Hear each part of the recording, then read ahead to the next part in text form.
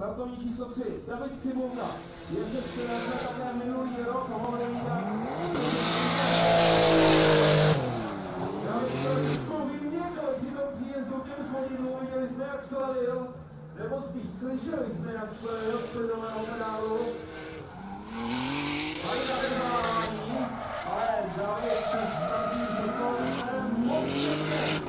A já si myslím, že pokud neudělá nějakou velikou chybu, tak to nějaké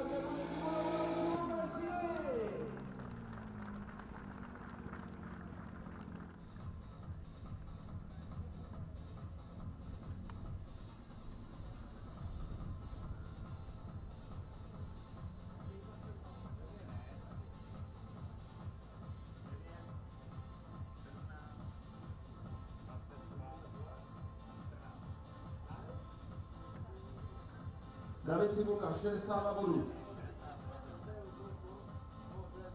Tak to není vůbec špatný vstup mezi profíky. Ještě jednou řekneme, že David bojoval v minulé sezóně, předminulé sezóně, víte, předminulé, mezi stříkaři a toto je jeho první závod mezi kategorií pro. Do této skupiny se kvalifikoval dnes odpoledne a teď předvádí skvělou jízdu v rámci soutěžní kvalifikace, ve které se bude právě rozhodovat o tom, kdo se postaví proti komu ve vyřazovacích jízdách nejlepší 16. David Cibulka, druhá kvalifikace.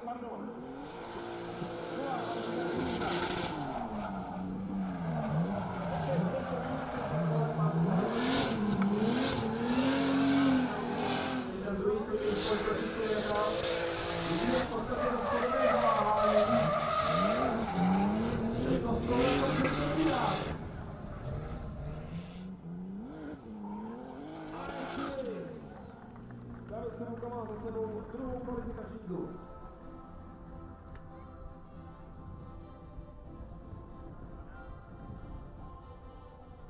Pod kapotou má David Cibulka 2,5 litrový řadový český válec M50, který je oproti sérii přeplňovaný turboměchadlem, výkon 350 koní, točný moment 450 Nm.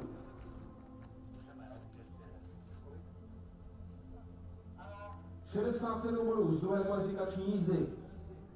Tak zatím to má zlepšující se tendenci, doufejme, nebo přejme Davidovi, aby se dostal přes 70, to byl určitě skvělý výsledek na prvním závodě v tak silné konkurenci.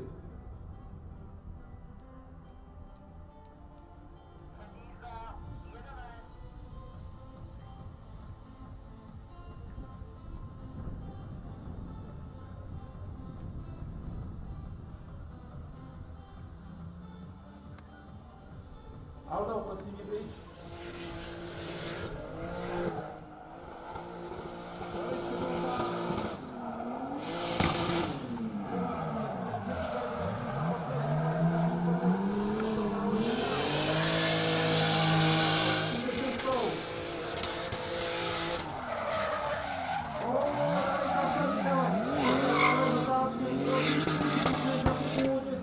A musel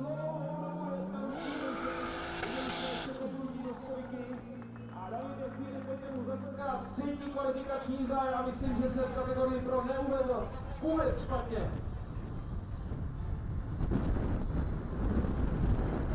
Vážení livestreamoví diváci, já vás vítám zpátky.